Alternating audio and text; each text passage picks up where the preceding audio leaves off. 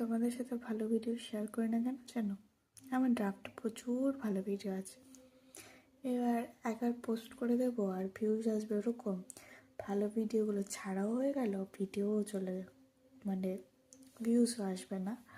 তো আমার সামনের বিয়ে প্রচুর শপিংয়ের ভিডিও আমি করেছি, বাট আমি পোস্ট করে ভিউজ তো আসে না।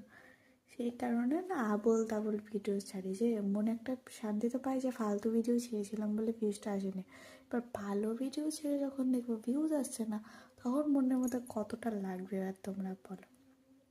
আর তার মধ্যে সাবস্ক্রাইবার কমে যাচ্ছে, কারণ মানুষ কী বলতো, মানে আমাদের সমাজটা এরকম, যারা দেখবে বড় লোক তারা বড় লোক হচ্ছে, আর যারা গরিব তারা নিচে নামছে। ঠিক তেমনি যারা বড় ক্রিয়েটার তারা উপরের দিকে উঠছে, আর ছোটো ক্রিয়েটারকে কেউ সাপোর্ট করছে না, তারা বারবার নিচের দিকে নেমে যাচ্ছে। সো এটা হচ্ছে আমার সমাজের অবস্থা। বাই।